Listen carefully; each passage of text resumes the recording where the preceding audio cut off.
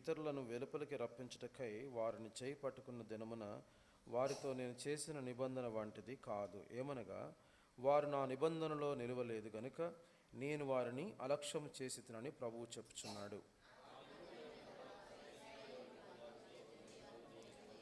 నా మనసులో వీధిలో నుంచి నా హృదయముల మీద వాటి రాయతను, నేను వారికి దేవుడనైందును, వారు నాకు 12వ వచనం కూడా 12, 13 వచనాలు కూడా అందరం కలిసి చదువుకుందాం. 12, 13 వచనాలు. నేను వారి దోషముల విషయమై దయ కలిగి వారి పాపములను ఇకను ఎన్నడూ జ్ఞాపకం చేసుకునని ప్రభువు సెలవిచ్చుచున్నాడు. ఈయన క్రొత్త నిబంధనను చెప్పుట చేత మొదటిది పాతదిగా చేసినాడు. ఏది పాతగిలి ఊడిపోనో అది అదృశ్యమవుటకు సిద్ధంగా ఉన్నది. ప్రభు యొక్క సహాయనిమిత్తమై మనం మోకరించి ప్రభు వైపు చూసుకుందాం. ప్రేమగల మా ప్రియ పరలోకపు తండ్రి, పరిశుద్ధమైన ప్రభా, ఈ యొక్క ఉదయకాల సమయంలో నీ పాదం దగ్గరకు వస్తున్నాం తండ్రి. నీ యొక్క ప్రభా మరి ఉదయకాల సమయంలో పరిశుద్ధ సన్నిధిలో నీ బిడ్డలముగా మేము సమకూర్చబడి నీ రక్తం చేత విమోచించబడినటువంటి ప్రజలముగా దేవా నిన్ను ఆరాధించుటకు, నిన్ను గణపరచుటకు మమ్మల్ని మీరు ఏర్పాటు చేస్తూ స్తోత్రం వందనాలు.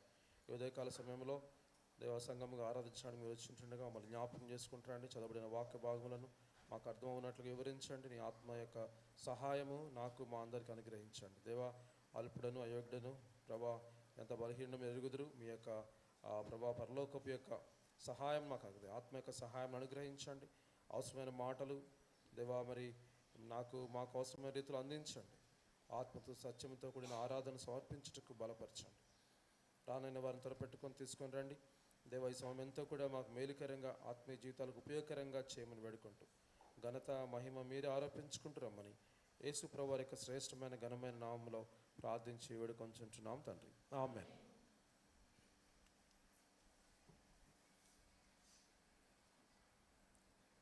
మనం హెబ్రీ పత్రిక ధ్యానిస్తూ ఉన్నాం. అంతకుముందు వారాల్లో కూడా మనం ధ్యానించాం. మొట్టమొదటిగా హెబ్రీ పత్రికలో మనం ధ్యానించిన అంశం ఏంటి? మొట్టమొదటిగా ప్రధాన యాజకుడు, దాని గురించి మనం ధ్యానించాం. తర్వాత రెండవదిగా ఏం చూసాం? పరిశుద్ధ ఆలయము, ఆయన యొక్క సన్నిధి, ఆయన యొక్క గుడారము గురించి ధ్యానించాం. అంతకుముందు వారంలో అర్పణ గురించి, బలి గురించి ధ్యానించాం. ఈ యొక్క వారంలో ఇంకొక మాటను మనం చూసుకుందాం. హెబ్రీ పత్రిక 8వ అధ్యాయంలో మనం చదువుకున్న వాక్య భాగంలో 6వ వచనం. ఈయనైతే ఇప్పుడు మరి ఎక్కువైన వాగ్దానములను బట్టి నియమింపబడిన మరి ఎక్కువైన నిబంధనకు మధ్యవర్తి అయి ఉన్నాడు. ఈ యొక్క ఉదయకాల సమయంలో మనం ధ్యానించబోయే అంశం ఏంటంటే పిల్లరా, నిబంధన. ఆయన ఒక నిబంధనకు మధ్యవర్తి అయి ఉన్నాడు. 7వ వచనం. ఏలయనగా ఆ మొదటి నిబంధన లోపము లేనిదైతే రెండవ దానికి అవకాశం. ఈ నిబంధన గురించి 6వ వచనంలో అన్నాడు, మరి ఎక్కువైన వాగ్దానములను బట్టి నియమింపబడిన మరి ఎక్కువైన నిబంధనకు మధ్యవర్తి అయి ఉన్నాడు గనుక మరి శ్రేష్టమైన సేవకత్వం. అంటే నిబంధనలో నుంచి ఇవన్నీ చెప్పాలి అంటే అసలు రూట్ మనం ప్రధాన యాజకుడిని చూసాం. తర్వాత ఏం చూసాం? పరిశుద్ధ స్థలము, గుడారమును చూసాం. గుడారములో ఏముండాలో చూసాం. అర్పణము, బలి చూసాం. ఇవన్నీ విషయాలు కూడా ఎక్కడ రాయబడ్డాయి? నిబంధనలో రాయబడ్డాయి, ధర్మశాస్త్రంలో రాయబడ్డాయి. ఈ యొక్క ఫస్ట్ మీ అందరికీ కూడా ఉదయకాల సమయంలో అసలు ఈ ధర్మశాస్త్రము, నిబంధన అనేది ఎక్కడ మొట్టమొదటిగా ఆరంభమైందో రండి. నిర్గమకాండము 24వ అధ్యాయం.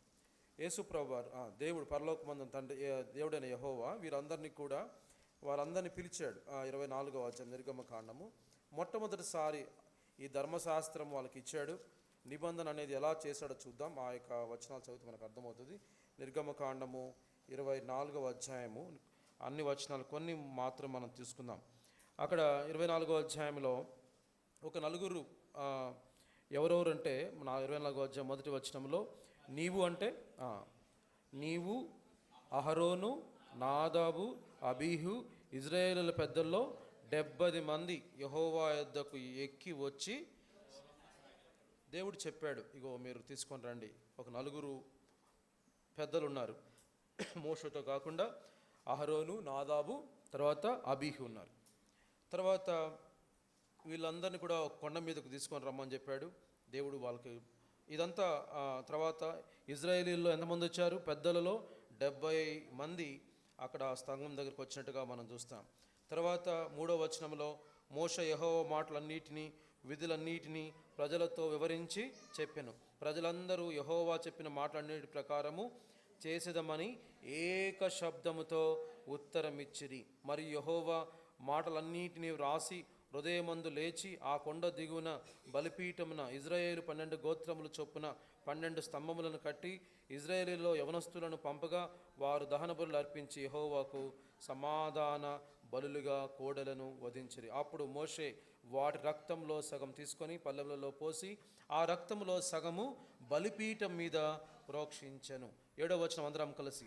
అతడు నిబంధన గ్రంథము తీసుకొని ప్రజలకు వినిపింపగా వారు యెహోవా చెప్పినవన్నీ చేయుచు విధేయులమై యుందిరము అన్నది. అప్పుడు మోషే రక్తం తీసుకొని ప్రజల మీద ప్రోక్షించి, ఇదిగో ఈ సంగతుల నీటి విషయమై యెహోవా మీతో నిబంధన చేసిన నిబంధన రక్తము ఇదే అని చెప్పాను. 9వ తరువాత మోషే అహరోను నాదాబు అబీహు ఇజ్రాయేలు పెద్దల్లో 70 మంది ఎక్కిపోయి ఇజ్రాయేలుల దేవుని చూచిరి. ఆయన పాదముల కింద నిగనిగలాడు నీలమయమైన వస్తువు వంటిది ఆకాశ మండలం నుండి తేజం వంటిదై ఉండును. ఆయన ఇజ్రాయేలులోని ప్రధానులకు ఏ హానియు చేయలేదు. వారు దేవుని చూచి అన్నపానములను. చాలా అద్భుతమైన దృశ్యం ఇక్కడ కనపడుతుంది. 20వ అధ్యాయంలో సముద్రం దాటారు, ఎర్ర సముద్రము ఎర్ర సముద్రం దాటారు, అరణ్యంలో ప్రయాణమైపోతున్నారు. దేవుడు వాళ్ళకు అంటే ఇక్కడ చెప్పలేదు కానీ ముందుగానే వాళ్ళందరినీ పిలిచాడు. ఎవరెవరిని పిలిచాడు?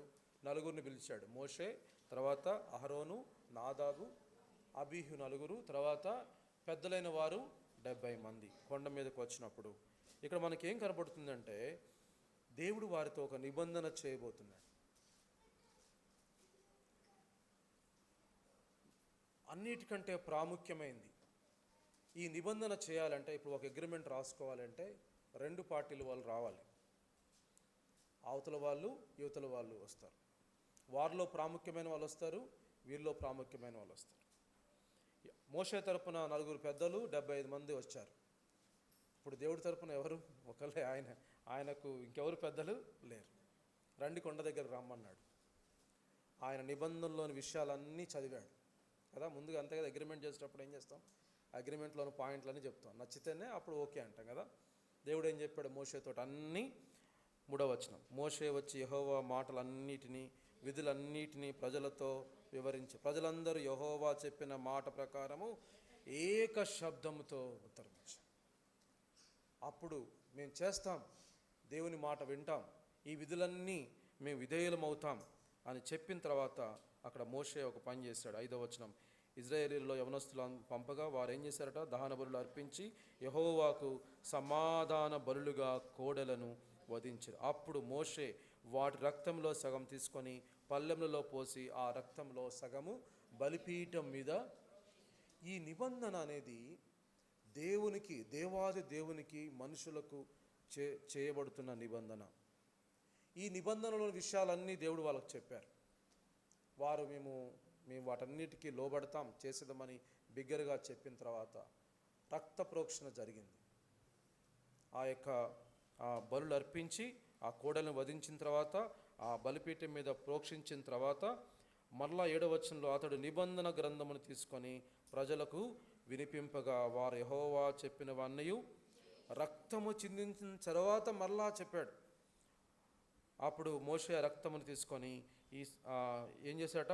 ప్రజల మీద ప్రోక్షించి ఈ సంగతులన్నిటి విషయమై యెహోవా మీతో చేసిన నిబంధన రక్తం. ఇది అసలు మొట్టమొదటి నిబంధన దేవుడు చేశాడు, మోషే ప్రజలతోటి చేశాడు. ఈ నిబంధనలో 2 భాగాలు వాళ్ళు ఉన్నారు. ఒకవైపు దేవుడు, ఇంకోవైపు మోషే 70 మంది పెద్దలు. ఆ నిబంధన చేసే ముందు వారందరికీ వినిపించారు, ఏ విధులు చేయాలి అవన్నీ కూడా చెప్పబడ్డాయి. మేమందరము వాటిని విధులు పాటిస్తామని చెప్పిన తర్వాత ఆ యొక్క రక్త ప్రోక్షణ జరిగింది. రక్త ప్రోక్షణ జరిగిన తర్వాత ఆ రక్తాన్ని వాళ్ళ మీద ప్రోక్షించినప్పుడు అప్పుడు చెప్పాడు, యెహోవా మీతో చేసిన నిబంధన రక్తం. ఇది నిబంధన. దేవుడు మనుషులతో చేసిన మొట్టమొదటిసారి నిబంధన. ఒకసారి ఈ నిబంధన గురించి ఆలోచిస్తే, దేవునికి అవసరమా ఈ నిబంధన? అవసరమా? తగ్గించుకోవాలి ఆయన చేయాల నిబంధన. ఆయన ఉన్న స్థానంలో ఆయన రాయాల్సిన పని లేదు. ఆయన వచ్చి ఇగో మీరు చేయాలని చెప్పాల్సిన పని, ఒకే కమాండ్మెంట్ ఉండేది, మీరు చేయాలంతే అంటే చేయాల్సిందే. కానీ దేవుడు వారితో ఒక నిబంధన చేసుకున్నాడు. రక్త ప్రోక్షణ చేసి నిబంధన చేసుకున్నాడు. దేవుడు తగ్గించుకొని వారందరినీ యెరూషలేం దగ్గర రమ్మన్నాడు. ఆ కొండపైకి రమ్మన్నాడు. కొండ దగ్గరకు వచ్చినప్పుడు దేవుడు చేశాడు ఈ నిబంధన చేసి, వీరు విన్నారు, దేవుడు చెప్పింది విధులన్నీ విన్నారు, మేము బిగ్గరగా శబ్దం చేసి వాటిని పాటిస్తాం, విధేయులంగా ఉంటామని చెప్పారు. రక్త ప్రోక్షణ జరిగింది. అది అయిపోయిన తర్వాత నిబంధన రక్తాన్ని, ఆ నిబంధనను ఎవరంటే మోషే. ఈ యొక్క పాత నిబంధన కాలంలో ఏ నిబంధన జరిగినా దాన్ని ఏమంటారంటే, నేను ఇంగ్లీష్లో కామెంటరీలో చూశాను, కామెంటరీలో రాటిఫికేషన్ అంటే ఆ నిబంధన ఎలా చెల్లుబాటు అవుతుంది అంటే రక్త ప్రోక్షణ ద్వారా చెల్లుబాటు అవుతుంది, రాటిఫై అవుతుంది. ఈ నిబంధనను చెల్లించాలి అంటే ఒక రక్తము చిందించబడాల. ఆ రక్తము ఆ యొక్క కోడలను వధించిన తర్వాత అక్కడ చూస్తే అక్కడ చూడండి 4వ వచనం.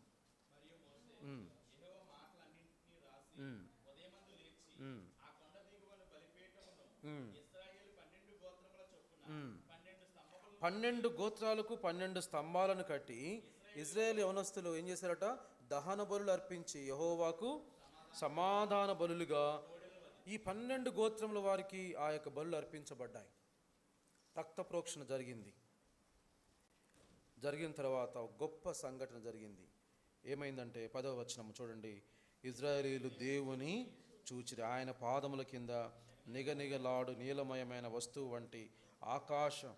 ఈ గొప్ప సంగతి ఏంటంటే, నాకు అనిపించింది ఏంటంటే, దేవుడు వచ్చి ఈ మనుషులు ఒక పురుగు లాంటి వాళ్ళం కదా మనం దేవుని దృష్టికి కదా. ఇజ్రాయేల్ ప్రజలు ఎంతటి వాళ్ళు, మనుషులు ఎంతటి వాళ్ళు, ఆయన ఒక స్థలము ఇచ్చి, ఆయన కొన్ని నిబంధనలు చెప్పి, ఇన్స్ట్రక్షన్స్ ఇచ్చి, ఇగో మోషే ఇవన్నీ చెప్పు, నేను వాళ్ళతో ఏం చేస్తాను? నిబంధన చేస్తాను. ఇప్పుడు మోడీ గారు వచ్చారండి. మోడీ గారు వచ్చి మనకు ఒక అగ్రిమెంట్ చేయాలండి అని చెప్పాడు. ఆయన మీడియేటర్ని పంపించవచ్చు, యెహోవా దూతను పంపించవచ్చు, ఇగో నా తరపున వచ్చాడు చేసేయండి అనొచ్చు. కానీ ఆయన అట్లా కాదు, నేను ఇక్కడ కూర్చున్నా, మీరు కూడా చైర్లో కూర్చోండి అని మోడీ గారు వచ్చి మనల్ని కూర్చోబెట్టి మీకు సమ్మతమేనా అని అడిగి, ఇదంతా ఏం చూపిస్తుందంటే దేవాది దేవుడు మనుషునికి ఇచ్చిన ఈ ప్రాధాన్యత ఎంత గొప్పది. తను వారిని ఏర్పాటు చేసుకున్న జనంతోటి ఒక మోషేతోనో చేశాడా? లేదు. మోషే పెద్దలు 70 మంది పెద్దలైన వాళ్ళని కూర్చోబెట్టి ఈ యొక్క నిబంధన చేశాడు. ఎప్పుడైతే వాళ్ళందరూ బిగ్గరగా, నాకు తెలిసి దేవుడు అనుకుంటాడు, ఆహా నేను ఏర్పాటు చేసుకున్న నిబంధన ప్రజలు ఎంత చక్కగా విధేయులం అవుతాం అని చెప్పారు కదా అని అనుకొని దేవుడు సంతోషపడ్డాడు. తెలుసు కదా, ఫ్యూచర్ తెలుసు, పాస్ట్ తెలుసు, అన్నీ తెలుసు. దేవుడు ఇది అయిపోయిన తర్వాత ఎప్పుడైతే నిబంధన రక్తం అని అనౌన్స్ చేశారో, దేవుడు ఏం చేశాడు? తన్ను తాను వాళ్ళకు కనపరుచుకున్నాడు. అక్కడ చూడండి రాయబడింది 9వ వచనం, 10వ వచనం అన్న. ఇజ్రాయేలీలు దేవుని చూచిరి, నిగనిగలాడు నీలమయమైన వస్తువు వంటిది, ఆకాశ మండలపు తేజం వంటిది ఉండెను. ఆయన ఇజ్రాయేలీల ప్రధానులకు ఏ హానియు. ఆ దినాల్లో దేవుని చూస్తే ఏమైపోతారు? చనిపోతారు. దేవుని చూడలేరు ఎవరు, కానీ వాళ్ళెవ్వరు కూడా చనిపోలేరు. ఇంకా ఏం చేశారట? ఏం చేశారు? వారి అన్నపానాలు, దేవుడు మంచి విందు చేసినట్టు మోషే గారు కదా. ఈరోజు మనం దేవుని చూసాం, మంచిగా సెలబ్రేట్ చేసుకోవాలా అని అన్నపానములు పుచ్చుకున్నాం. దేవుడు మనుషుల మధ్య నివాసం ఉండాలని కోరుకుంటున్నాడు. దేవాది దేవుడు, ఆయన పరిశుద్ధత కలిగిన దేవుడు, సమీపింపరాని తేజస్సులో ఉన్నటువంటి దేవుడు, నిత్యము దూతల చేత పరిశుద్ధుడు పరిశుద్ధుడు పరిశుద్ధుడు అని పిలువబడుచున్నటువంటి దేవుడు, ఆయన తగ్గించుకొని ఆ కొండ మీద వారితో నిబంధన చేసుకొని తన్ను వారికి కనపరచు. వాళ్ళు అడిగారా, దేవా మరి నిబంధన చేస్తున్నారు కొంచెం కనపడు అని అడగలే. దేవుడే వారికి కనపరచుకున్నాడు. ఎంత గొప్ప నిబంధన కదా. ఈ నిబంధనను బట్టి దేవుడు ఎప్పుడైతే ఈ నిబంధనలో రక్త ప్రోక్షణ జరిగింది, ఈ నిబంధనలో విధేయులమవుతాను ఒప్పుకున్నారు, ఈ నిబంధనలో వారందరినీ ప్రాముఖ్యమైన వారిని పిలిచాడు, ఈ నిబంధన ద్వారా దేవుణ్ణి చూచారు. ఇప్పుడు ఆ నిబంధనను దేవుడు మారుస్తున్నాడు. ఏ రక్త ప్రోక్షణతో నిబంధన చూద్దాం రండి. హెబ్రీ పత్రిక మన అంశానికి, హెబ్రీ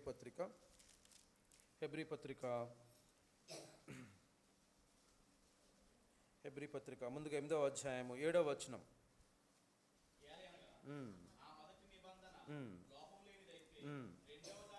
రెండవ దానికి అవకాశము ఉండదు. లోపముతో ఆ నిబంధన, లోపముతో ఉన్నటువంటి నిబంధన. తర్వాత 8వ అధ్యాయము 8వ వచనం 2వ భాగంలో, అప్పటిలో ఇజ్రాయేల్ ఇంటి వారితోనూ యూదా ఇంటి వారితో నేను క్రొత్త నిబంధన చేయుదును. నేను ఐగుప్తు దేశంలో నుండి వీరి పితరులను వెలుపలకు రప్పించుటకై వారిని చెయ్యి పట్టుకొనిన దినమున నేను చేసిన నిబంధన వంటిది. ఇక్కడ నిబంధన అంటే చెయ్యి పట్టుకున్నాడు ప్రభువారు. నువ్వు నేను మన మ్యారేజ్ అప్పుడు ప్రమాణం చేస్తాం కదా, యువతల వాళ్ళు అవతల వాళ్ళు చెయ్యి పట్టుకొని ప్రమాణం చేస్తాం. ఇవన్నీ బాగా గుర్తుంటాయి, ఎక్సెప్ట్ మనం చేసిన ప్రమాణాలు తప్ప కదా. ఈ చెయ్యి పట్టుకున్నవి అన్నీ పెట్టుకుంటాం. ఇలా చెయ్యి పట్టుకొని ఏం చేస్తారు? నిబంధన చేస్తారు. ఆయన పాస్టర్ గారు చదివిస్తారు కదా, ఆ 2 వైపులు చదివిస్తారు. చెయ్యి పట్టుకొని నడిపించిన నిబంధన వంటిది కాదు. ఆ దినాల్లో అంటే ఆ పాత నిబంధనలో దేవుడు వాళ్ళు చెయ్యి పట్టుకున్నాడు. ఇగో మిమ్మల్ని నేను నిత్యము నడిపిస్తాను, మీరు నా ప్రజలు, నేను మీ దేవుడను, మీరు నా ప్రజలు, మీ అందరినీ నడిపిస్తాను. దావీదుతో నిబంధన చేశాడు. ఇలా మనం చూసుకుంటూ వెళ్తే చాలా అంశాలు ఉన్నాయి. దావీదుతో ఒక నిబంధన చేసే కీర్తన గ్రంథం రండి, ఆ మాట కూడా చూపిస్తాను. కీర్తన గ్రంథం 89వ కీర్తన 89.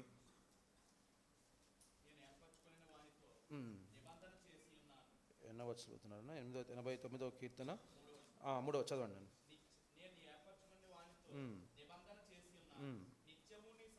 నిత్యము నీ సంతానమును స్థిరపరచదును, తరతరములకు సింహాసనము స్థాపించదని చెప్పి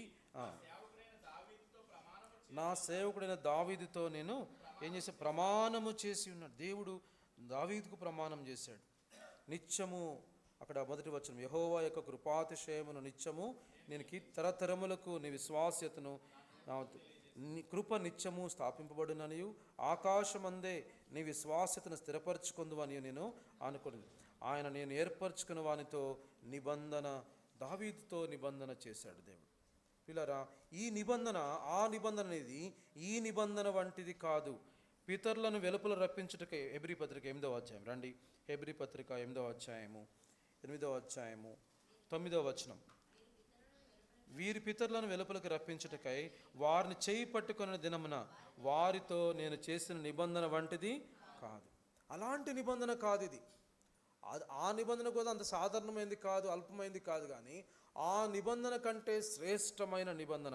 10వ వచనం, ఆ దినములైన తరువాత ఇజ్రాయేల్ ఇంటి వారితో నేను చేయబోవు నిబంధన ఏదనగా, వారి మనసులో నా ధర్మ విధులను ఉంచెదను, వారి హృదయముల మీద వాటిని రాయుదును, నేను వారికి దేవుడనైందును, వారు నాకు ప్రజలైందును.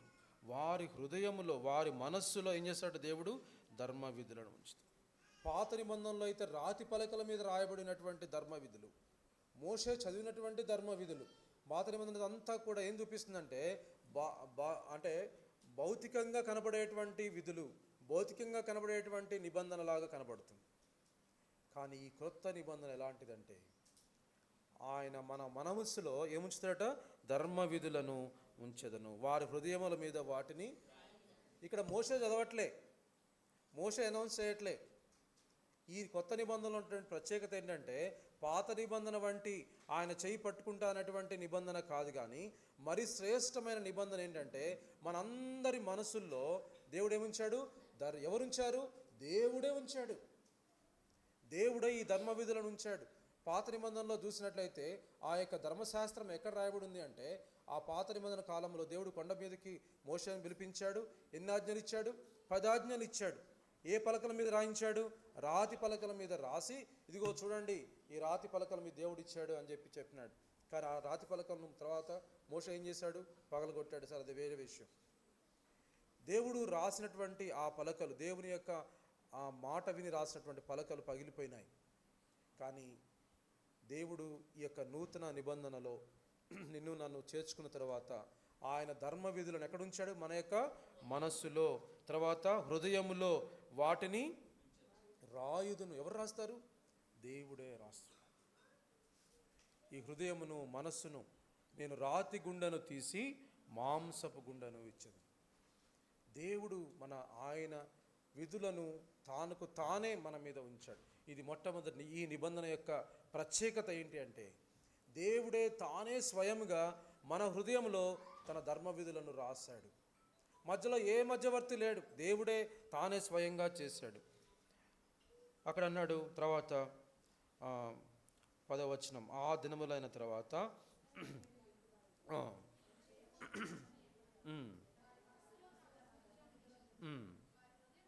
వారి హృదయముల మీద వాటిని రాయుదును, నేను వారికి దేవుడునైందును, వారు నాకు ఈ యొక్క నిబంధనలో ఆయన దేవుడు, మనం ప్రజలము. ఇది నిత్యమైన ఒక క్రొత్త నిబంధన. ఈ నిబంధనలో మొట్టమొదటి అంశం ఏంటంటే, దేవుడే మన హృదయంలో విధులను రాశాడు. రెండవ ప్రాముఖ్యమైనది, మొదటిది అనుకోవచ్చు. మొట్టమొదటి ఏంటంటే, ఇందాక మనం చూసాం, నిబంధన చేయాలి అంటే ఏం చేయాలి? అక్కడ రక్త ప్రోక్షణ చేయాలి. ఈ నిబంధనకు దేవుడే తన స్వరక్తమిచ్చి మనల్ని ఆయన కొనుక్కున్నాడు. ఆయన ఈ యొక్క నూతన నిబంధనకు జరిగిన రక్త ప్రోక్షణ ఏంటంటే ప్రియులారా, ఏ రక్తం ప్రోక్షించబడింది? దేవుడే తన రక్తం ఇచ్చి నిబంధన, తన స్వరక్తం ఇచ్చి సంపాదించుకున్న సంఘముగా నువ్వు నేను ఉన్నాం. రెండవదిగా, ఈ నిబంధన యొక్క రక్తము, ఈ నిబంధన రక్తం ఎవరిది అంటే యేసు ప్రభువారిదే. రండి, హెబ్రీ పత్రిక 9వ అధ్యాయం, హెబ్రీ పత్రిక 9వ అధ్యాయము, హెబ్రీ పత్రిక 9వ అధ్యాయము ముందుగా 13వ వచనం, 12వ వచనం ఉండాలి. 12వ వచనం, మేకల యొక్కయు కోడల యొక్క రక్తంతో కాక తన స్వరక్తముతో ఒక్కసారే పరిశుద్ధ స్థలములో ప్రవేశించెను. ఏలయనగా ఎడ్ల యొక్కయు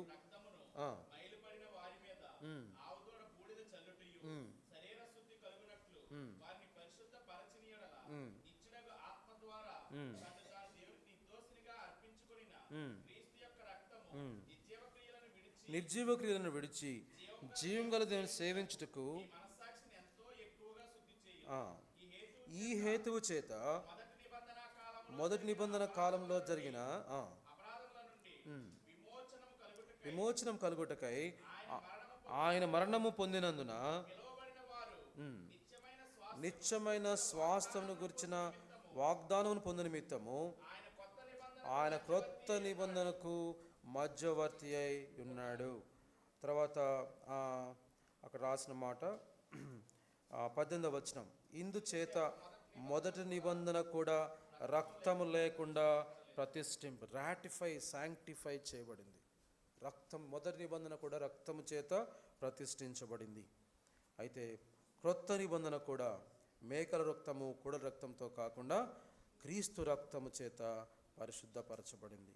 ఆయన తన స్వరక్తం ఇచ్చినాడు. పాత నిబంధన కాలంలో మనం చదువుకున్న మాటను 20వ వచనంలో అంటాడు, మోషే ప్రతి ధర్మశాస్త్ర ప్రకారము మోషే ప్రతి ఆజ్ఞను ప్రజలతో చెప్పిన తర్వాత ఆయన నీళ్లతోనూ రక్తవర్ణం గల గొర్రెబొచ్చుతోనూ హిస్సోపుతోనూ కోడల యొక్కయు మేకల యొక్క రక్తం తీసుకొని, దేవుడు మీ కొరకే విధించిన నిబంధన రక్తం ఇదే అని చెప్పుచు గ్రంథం మీదను ప్రజలందరి మీదను ప్రోక్షించను.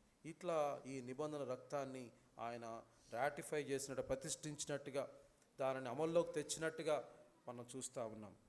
అయితే ఈ నిబంధనకు యేసు ప్రభువారు తన స్వరక్తమిచ్చి ఆయన ప్రతిష్ఠించాడు.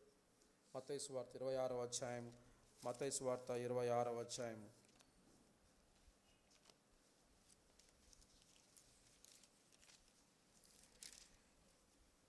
మత్తయి సువార్త 26వ అధ్యాయము 28వ వచనం, యేసు ప్రభువారు చెప్తున్న మాటలు చదువు. అనగా పాప క్షమాపణ నిమిత్తము అనేకుల కొరకు చిందించబడుతున్న నిబంధన. యేసు ప్రభువారు తానే స్వయంగా చెప్పాడు, అనేకుల పాప క్షమాపణ నిమిత్తము చిందించబడుతున్న నిబంధన రక్తం. ప్రభువు తన రక్తంతో నిబంధన చేశాడు. ఎలాంటి నిబంధన అంటే, పాత నిబంధన కాలంలో ఆయన చేయి పట్టుకొని నడిపించినటువంటి నిబంధన కాదు, కానీ ఆయన తన విధులను మన హృదయంలో ఉంచాడు. తానే హృదయంలో మన హృదయం అనేటువంటి ఆలయములో ఆయన నివాసం ఉంటున్నాడు. రెండో అంశం ఏంటంటే తన స్వరక్తముతో ప్రతిష్ఠించాడు. ఇంకా ముందుకెళ్తే రండి, హెబ్రీ పత్రిక 8వ అధ్యాయంలో, హెబ్రీ పత్రిక 8వ అధ్యాయం 7వ వచనం.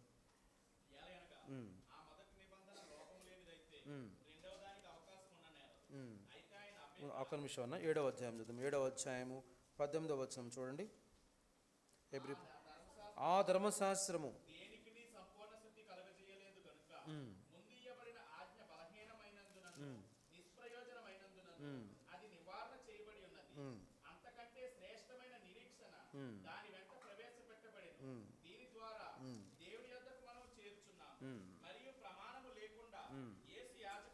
యాజకుడు కాలేదు కనుక ఆయన మరీ శ్రేష్టమైన నిబంధనకు పూటకాపు ఆయన. ఒక శ్రేష్టమైన నిబంధనను మన ప్రభువు మనకిచ్చాడు.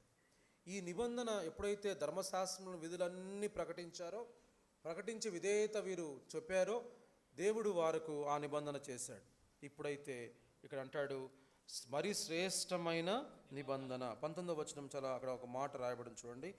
ఆ ధర్మశాస్త్రము దేనికిని సంపూర్ణ సిద్ధి కలగజేయలేదు గనుక ముందు ఇవ్వబడిన ఆజ్ఞ బలహీనమైనందున నిష్ప్రయోజనమైనందున అది నివారణ చేయబడిన అంతకంటే శ్రేష్టమైన నిరీక్షణ దాని వెంట ప్రవేశించబడింది. శ్రేష్టమైన నిరీక్షణ ఇచ్చేటువంటి ఈ యొక్క నిబంధనగా మనకు రాయబడింది. అంటే పాత నిబంధన కాలంలో వీళ్ళ మనకి ఏం రాయబడింది అంటే, ఆ ధర్మశాస్త్రం ఉంది, ధర్మశాస్త్రంలో ఉన్నటువంటి విధులన్నీ కూడా వాళ్ళు చేయాల. ఈ విధులు చేయటం వల్ల వాళ్ళు ఏమవుతున్నారంటే సంపూర్ణ సిద్ధి పొందుతున్నారా అంటే లేదు. ధర్మశాస్త్రం వల్ల వాళ్ళేమి సంపూర్ణ సిద్ధి పొందట్లే. ధర్మశాస్త్రం పనులు చేస్తున్నారు, కానీ ఒక చోట అంటాడు కదా, వారు ఆరాధిస్తున్నారు కానీ వారి హృదయం నాకేముందంట, దూరముగా ఉన్నది. పైకి అన్ని విధులు చేస్తున్నారు. ఆ యొక్క ధర్మశాస్త్ర ఉపదేశుడు అంటాడు, ఇవన్నీ కూడా యవనస్తున్నటువంటి అధికారి అన్నాడు, నేను చిన్నతనం నుంచే ఇవన్నీ కూడా చేస్తున్నాను. పైకి అన్ని చేస్తున్నారు, కానీ వారి హృదయం మాత్రం దేవునికి దూరంగా ఉంది. వారు ఆరాధిస్తున్నారు, కానీ ఎలా ఆరాధిస్తున్నారు? పెదవులతో ఆరాధిస్తున్నారు. ఈ ఉదయకాల సమయంలో పిల్లరా, ఆ ధర్మశాస్త్రమునకు బదులుగా దేవుడు మరొక నూతనమైన నిబంధనలో నుంచి ఒక వాక్యం ఇచ్చాడు. ఆ పాత నిబంధన కాలంలో ఏం చేశారంటే, ఎప్పుడైతే ఆ రక్తం చిందించబడిందో ఆ రక్తాన్ని గ్రంథం మీద ప్రోక్షించారు, తర్వాత ప్రజల మీద ప్రోక్షించారు. ఇప్పుడు ఈ క్రొత్త నిబంధనలో ఈ యొక్క రక్తం ఎవరిది? యేసు ప్రభువారిది. ఆ ధర్మశాస్త్రం ఎక్కడ రాయబడింది? కొత్త వాక్యము మన హృదయములో రాయబడి మరింత శ్రేష్టమైన నిరీక్షణ వైపుకు మనల్ని నడిపిస్తుంది. ఆ నిబంధన చేసిన వెంటనే అప్పటికప్పుడే వారందరూ కూడా ఎవరిని చూశారు? దేవుని చూశారు. ఈ నిబంధన అయితే మనకు ఒక కొత్త నిరీక్షణ దయచేస్తుంది. ఏంటా కొత్త నిరీక్షణ అంటే, మనమందరం ఒకనాడు ప్రభు సన్నిధికి పోబోతున్నాం. యుగ యుగాలు ఆయనతో కూడా నివాసం ఉండబోతున్నాం. ఆ ధర్మశాస్త్రమైనదే లోపమైనది, ఆ ధర్మశాస్త్రం అయితే అది నిష్ప్రయోజనమైనదని రాయబడింది. కానీ దేవుడిచ్చినటువంటి ఈ వాక్యము మనల్ని బలపరుస్తుంది. నీ వాక్యము నా పాదములకు దీపము, నా త్రోవకు. మన శ్రమలలో అది మనల్ని ఏం చేస్తుందంట? ఆదరించేదిగా ఉన్నది. దేవుని వాక్యం మనకు దీపం వలె నడిపిస్తుంది. ఎప్పటి వరకు అంటే నిత్యముగా ఆయన సన్నిధిలో మనం చేరే వరకు దేవుని వాక్యం మనల్ని నడిపిస్తుంది. అందుకని అన్నాడు, మరి శ్రేష్టమైన నిబంధనకు పూటకాపు ఆయను. రండి, హెబ్రీ పత్రికలోనే ఇంకొక మాట చూపిస్తాను. హెబ్రీ పత్రిక 10వ అధ్యాయము, హెబ్రీ పత్రిక 10వ అధ్యాయము 10వ అధ్యాయం 1వ వచనం.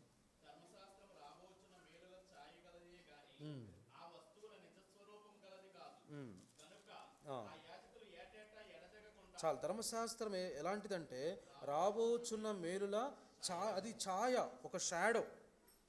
కానీ ఇప్పుడు దేవుడు మనకేమిచ్చాడంటే, చూడండి మాట చూపిస్తాను. హెబ్రీ పత్రిక 7వ అధ్యాయం, హెబ్రీ పత్రిక 7వ అధ్యాయము 27వ వచనం. అందరం కలిసి హెబ్రీ పత్రిక 7వ అధ్యాయము 27వ వచనం. ధర్మశాస్త్రము బలహీనత గల మనుషులను యాజకులుగా నియమించును, కానీ ధర్మశాస్త్రము తర్వాత వచ్చిన ప్రమాణపూర్వకమైన వాక్యము నిరంతరమును సంపూర్ణ సిద్ధి పొందిన కుమారుని నియమించిన గనుక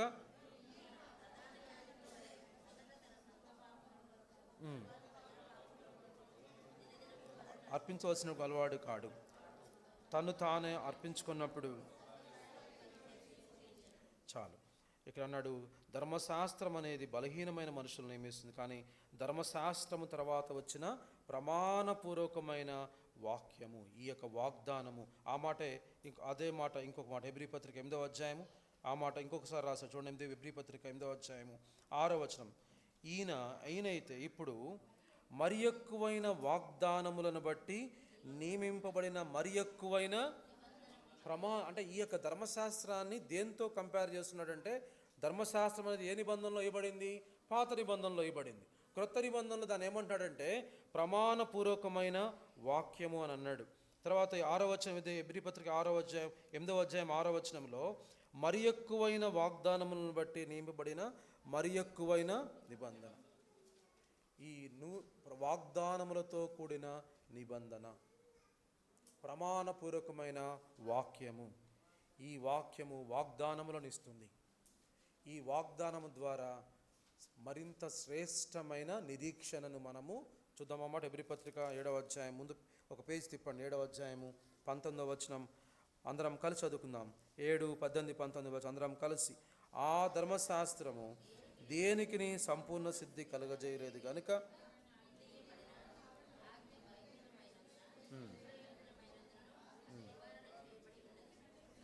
అంతకంటే శ్రేష్టమైన నిరీక్షణ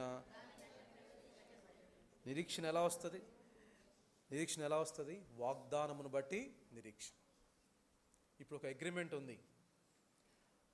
నేను రక్తము చేత నిబంధన చేసుకున్న ప్రజలు మనందరం కూడా, మనందరి కోసం ఆయన ఒక్క ఇజ్రాయేలీల కోసం చనిపోలేదు, అనేకుల పాప క్షమాపణ నిమిత్తము చిందించబడిన నిబంధన రక్తం. ఈరోజు క్రీస్తును అంగీకరించిన నువ్వు నేను ఆ నిబంధనలో పాలిభాగస్థులమైన.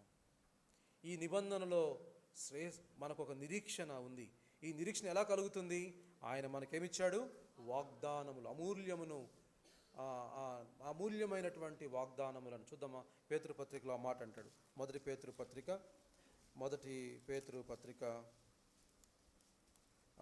పేతురుపత్రిక మొదటి అధ్యాయం, 2వ పేతురుపత్రిక మొదటి అధ్యాయము అందరం కలిసి 4వ వచనం. 2వ పేతురుపత్రిక మొదటి అధ్యాయము 4వ వచనం అందరం కలిసి. ఆ మహిమా గుణాతిశయములను బట్టి ఆయన మనకు అమూల్యములను అత్యధికములను వాగ్దానములను అనుగ్రహించి దురాశ అనుసరించడం వలన లోకమందున భ్రష్టత్వను ఈ వాగ్దాన మూలములుగా తప్పించుకొని దైవ స్వభావములో పాలివారు భాగం. ఏమిచ్చాడు మనకు? ఆయన అమూల్యములను అత్యధికములైన వాగ్దానములను దేవుడు మనకు దయచేశాడు. ఈ వాగ్దానములను బట్టి మనకు ఒక నిరీక్షణ ఉంది. ఏంటా నిరీక్షణ అంటే, మనకు ఒక స్వాస్థ్యం. ఆ స్వాస్థ్యంలోనికి మనం పోబోతున్నాం. ఈ వాగ్దాన ప్రమాణపూర్వకమైన వాక్యము, ఈ వాక్యములో ఏమున్నాయి? వాగ్దానాలు ఉన్నాయి. ఈ వాగ్దానాల చేత అక్కడ అన్నాడు, వాగ్దానముల మూలముగా మీరు తప్పించుకొని, దేనిని తప్పించుకున్నాం? భ్రష్టత్వం నుంచి, లోకం నుంచి తప్పించుకొని దేవ స్వభావమునందు పాలివారమగుటకు వాటిని, ఈ వాగ్దానములను గ్రహించాడు. ఎప్పుడైతే వాగ్దానం ఉందో, వాగ్దానమును బట్టి మనకేం కనబడుతుంది? శ్రేష్టమైన నిరీక్షణ. ఎవరైతే వాగ్దానమును విశ్వసిస్తారో వాళ్ళకేం కనపడుతుంది? నిరీక్షణ ఇస్తారు. ఒక చిన్న ఉదాహరణ చెప్తాను. అబ్రహాముకు వాగ్దానం చేశాడు దేవుడు. ఏం వాగ్దానం చేశాడు? నీకు నీ సంతానమునకు ఒక దేశాన్ని ఇస్తా అన్నాడు. అందరిని వదిలిపెట్టాడు, తనకున్నదంతా వదిలేశాడు, భార్య పిల్లలతో వెళ్ళాడు, అంతే. ఆ దేశానికి చేరుకున్నాడు. ఇగో ఇదే నేను చూపించిన దేశం అన్నాడు దేవుడు. వెంటనే బిల్డింగ్ కట్టలే. బిల్డింగ్ కట్టలే. ఏ గుడారాలు అయితే ఉన్నాడో అదే గుడారంలో అక్కడే ఉండి అక్కడే చనిపోయాడు. హెబ్రీ పత్రికలో ఆ మాట అంటాడు. రండి, ఎందుకు కట్టాడు ఆ మాట రాయబడి. హెబ్రీ పత్రిక 11వ అధ్యాయము, హెబ్రీ పత్రిక 11వ అధ్యాయము 13వ వచనం. హెబ్రీ పత్రిక 11వ అధ్యాయం 13వ వచనం. మీరందరూ ఆ వాగ్దానముల ఫలము అనుభవింపకపోయినను దూరము నుండి చూచి వందనము చేసి తాము భూమి మీద పరదేశులమును యాత్రికులమై ఉన్నామని ఒప్పుకొని విశ్వాసము గలవారై మృతి నొందిరి. ఈలాగు చెప్పువారు తమ స్వదేశము వెతుకుచున్నామని విశదపరుచున్నారు కారా. వారు ఏ దేశం నుండి వచ్చిరో మరలా వెళ్ళుటకు వారికి వీలు కలిగి ఉండును. 16వ వచనం అందరం కలిసి. అయితే వారు మరి శ్రేష్టమైన దేశం అనగా పరలోక సంబంధమైన దేశమునే కోరుచున్నారు. అందుచేత తాను వారి దేవుడు అనిపించుకోండి. చాలా మరి శ్రేష్టమైన దేశమును వారు కోరుచున్నారు. హెబ్రీ పత్రిక 5వ అధ్యాయము 11వ వచనం అందరం కలిసి. విశ్వాసమును బట్టి అతడును అతనితో ఆ వాగ్దానమునకు సమాన వారసులైన ఇస్సాకు యాకోబు అనువారును గుడారములలో నివసించుచు అన్య దేశంలో ఉన్నట్టుగా వాగ్దత్త దేశంలో పరవాసులైరి. 10వ వచనం. ఏలయనగా దేవుడు దేనికి శిల్పియు నిర్మాణకుడై ఉన్నాడో పునాదులు గల ఆ పట్టణం కొరకు అబ్రహాము ఎదురు చూచు. అబ్రహాంకు అర్థమైపోయింది అసలు ఈ దేశము, ఈ స్వాస్థ్యము, ఈ మందలు ఇదంతా కూడా ఏ దేశంకైతే తీసుకెళ్ళాడో ఆ దేశం తీసుకెళ్ళిపోయిన తర్వాత దేవునితో జర్నీ చేసిన తర్వాత అర్థమైంది అసలు ఈ స్వాస్థ్యం అంతా కూడా తాత్కాలికమైంది. దేనికి దేవుడు శిల్పి నిర్మాణకుడై ఉన్నాడో ఆ పునాదుల కాల పట్టణం కొరకు ఎదురు చూస్తున్నాడు. అయ్యా, ఈ వాగ్దానం దేవుడు ఇచ్చాడు, ఒక దేశం ఇచ్చాడు. ఆ దేశము ఈ లోకంలో ఉండే జీవితానికి అవసరమైన దేశమే.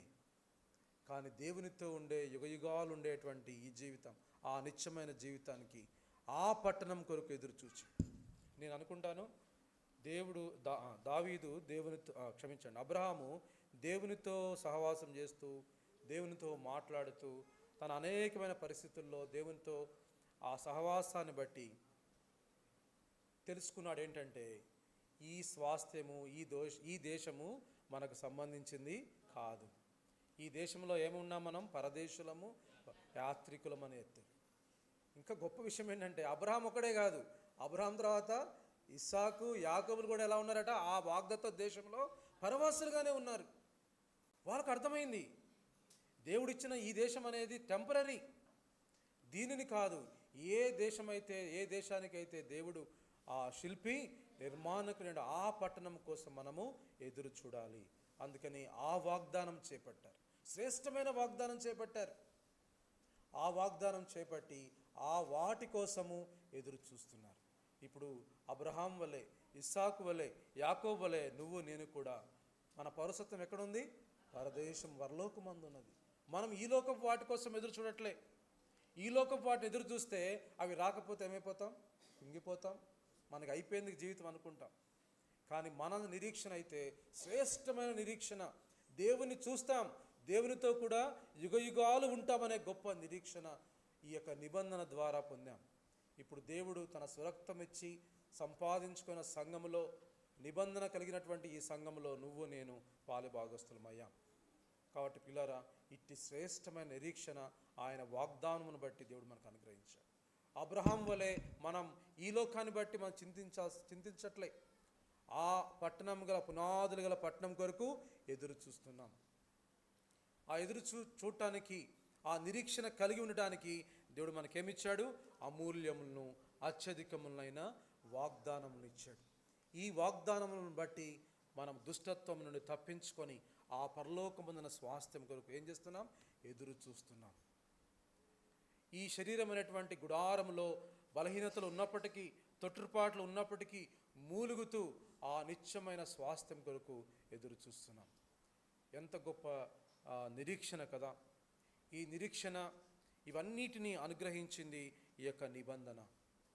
కాబట్టి ఉదయకాల సమయంలో మనందరం కూడా ఇట్టి నిబంధనకు పాత్రులుగా మనం కొన్ని మాటలు చూపించి మనం ఆరాధనలోకి వెళ్దాం. రండి. హెబ్రీ పత్రిక కీర్తన గ్రంథము ఒక మాట. హెబ్రీ పత్రిక 10వ అధ్యాయం 29. హెబ్రీ పత్రిక 10వ అధ్యాయము 29వ వచనం అందరం కలిసి. హెబ్రీ పత్రిక 10వ అధ్యాయము 29వ వచనం. ఇట్లుండగా దేవుని కుమారుని పాదములతో తొక్కి తాను పరిశుద్ధపరచబడుటకు సాధనమైన నిబంధన రక్షాలు, అంతవరకు అంత కాంటాక్ట్ అవసరం లేదు. పరిశుద్ధపరచబడుటకు సాధనమైన నిబంధన రక్తాన్ని ఇప్పుడు మనకు ఇచ్చాడు. ప్రతి వారం ఏం చేస్తున్నాం? ఆయన బలలో, ఆయన శరీరములో, ఆయన రక్తంలో చేయి వేస్తున్నాం. ఈ నిబంధన రక్తము ఏం సాధనమట? దేనికి సాధనం? పరిశుద్ధపరచబట్టకు సాధనం. మన ప్రభు ఏమై ఉన్నాడు? పరిశుద్ధుడై ఉన్నాడు. కనుక మనమును పరిశుద్ధులమై ఉండాలి. పేతురుపత్రికలో అంటాడు కదా, ఆయన పరిశుద్ధుడైన ప్రకారం మీరును పరిశుద్ధులై ఉండుడి. కిందేమంటాడు? కాబట్టి మీరు ఎలాంటి రక్తంతో విమోచించబడ్డారు? క్షయవస్తువుల చేత కాక అమూల్యమును నిష్కలంకమును నిర్దోషమైనటువంటి గొర్రెపిల్ల వంటి క్రీస్తు రక్తం చేత విమోచించబడ్డారు. కాబట్టి ఏం చేయాలా? మీ పితృ పారంపర్యమైన ప్రవర్తనను విడిచిపెట్టాలి. ఈ నిబంధన రక్తం ఏం చేస్తుందంటే, ఈ నిబంధన రక్తము నిర్జీవ క్రియలను విడిచి మరింత ఎక్కువగా ప్రభువుని సేవించడానికి మనకు సహాయం చేస్తుంది. ఈ నిబంధనలో ప్రభు తన ప్రాణమును ఇచ్చాడు. ఈ నిబంధన అలాంటి నిబంధన కాదు. కొన్ని మాటలు చెప్తాను. ఈ నిబంధన పాత నిబంధన కాలంలో దేవుని యొక్క ప్రజలు నిబంధన చేశారు, ఒప్పుకుంటామన్నారు, కానీ విడిచిపోయారు. నిబంధనను మీరి తప్పిపోయారు. కానీ దేవుడట ఏం చేశాడు అంటే, తన నిబంధనను జ్ఞాపకము చేసుకొనెను. కీర్తన గ్రంథం ఒక భక్తుడు రాస్తాడు. కీర్తన గ్రంథము 106వ అధ్యాయం. కీర్తన గ్రంథము 106వ అధ్యాయం. ఒక భక్తుడు ఆయన రాశాడు, ఇజ్రాయేలీయులను దేవుడు తను నడిపించిన విధానం అంతా ఎర్ర సముద్రం దగ్గర నుంచి మొదలు పెడితే కీర్తన గ్రంథము 106వ అధ్యాయం అంతా కూడా ఒక కీర్తనలో రాశాడు. 106వ కీర్తనలో, కీర్తన గ్రంథం 106వ అధ్యాయము ముందుగా 5వ వచనం,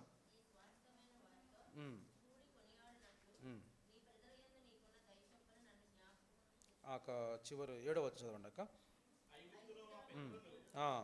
నీ అద్భుతములను గ్రహింపకపోయిరి,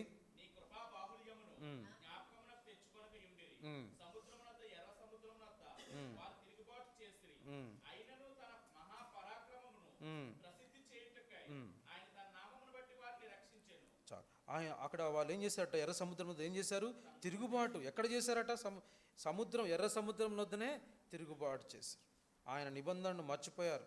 అయితే ఇంకా సమయం లేదా కొన్ని వచనాలు చూపిస్తాను. ఇదే అధ్యాయంలో ఎన్నో వచనం అంటే 45వ వచనం. వారిని తలంచుకొని 44 కూడా చదవండి. 44 కూడా. ఆయనను వారి రోదనము తనకు వినబడగా, 43 కూడా చదవండి. ఆయనను వారు తమ తమ ఆలోచన అనుసరించి తిరుగుబాటు చేయుచు వచ్చిరి, తమ దోషము చేత హీన దశ నొందిరి. తనకు వినబడగా ఆయన చూచెను, వారిని తలంచుకొని ఆయన తన నిబంధనను జ్ఞాపకము చేసుకున్నాడు. వీళ్ళైతే నిబంధన మర్చిపోయి తిరుగుబాటు చేసి ఆలోచన అనుసరించి దేవునికి ఏం చేశారు? తిరుగుబాటు చేసి హీన దశ పొందారు. మనమైతే అనుకుంటాం మంచి పని అయింది వీడికి కదా, నేను చెప్పింది వినలేదు అనుకునే వాళ్ళం కదా. చెప్తే వింటాడా? మీరు చూడండి, దాదాపు 88 వచనాల్లో ఆ రాసిన కీర్తనాకారుడు జరిగినవన్నీ చెప్తాడు. మరలా దేవుడు వారిని తప్పిస్తాడు, మరలా మొరపెడతారు, మళ్ళీ తప్పిస్తారు, మరలా మొరపెడతారు, మరలా తప్పిస్తాడు. కానీ దేవుడు ఏం చేస్తున్నాడంట? నిబంధనను జ్ఞాపకం. మనం కూడా అనేక సార్లు తప్పిపోయే వాళ్ళం కదా, అనేక సార్లు వెనుకంజ వేసేవాళ్ళం. కొత్త సంవత్సరం వచ్చిందంటే వాగ్దానం మాత్రం స్ట్రిక్ట్గా పెట్టేసుకుంటాం. ఈసారి మాత్రం బైబిల్ 2 సార్లు చదవాల్సిందే, ఈ సంవత్సరం మాత్రం అనుకుంటాం, మరలా తప్పిపోతాం. కానీ దేవుడు తన నిబంధనను జ్ఞాపకం చేసుకుంటాడు. వారి శ్రమలో వారి హీన దశను ఆయన చూచాడు. వారి రోదనం వినబడగా వారి కలిగిన శ్రమను ఆయన చూచెను. వారిని తలంచుకొని ఆయన తన నిబంధనను జ్ఞాపకం, తన కృపా బాహుల్యమును బట్టి. ఇప్పుడు చెప్పాలి మనం, ఆయన కృప ఎంత గొప్పదో. రక్షణ పొందకముందు చెప్తాం, అది వేరు. ఈరోజు నా జీవితంలో నేనెంత బలహీన నాకు తెలుసు. ఎంత గొప్ప కృప చూపించాడో ప్రభు నాకు తెలుసు. నువ్వు నేను ఆయన నిబంధనను జ్ఞాపకం చేసుకున్నాడు కాబట్టే ఈరోజు నువ్వు నేను అందరం ఇక్కడ ఉండగలిగాం. ఇంకో చోట అంటాడు నిబంధన కోసం, చూడండి 105వ కీర్తనలో, 105వ కీర్తన 44-45 వచనాలు. ఆచరించినట్లు అన్యజనుల భూములను ఆయన వారికి అట్లా దేవుడు ఇచ్చాడు వాళ్ళకు. ఇగో మీరు నన్ను అనుసరించండి, గైకొనండి అని చెప్పి వారిని ఆయన ఇచ్చాడు. కానీ వాళ్ళు చూస్తే ఏమైపోయినారంటే దేవుణ్ణి విడిచినట్టుగా తమ రక్షకుణ్ణి మర్చిపోయారు. అనేకమైనటువంటి అట్లాంటి మాట చూడండి.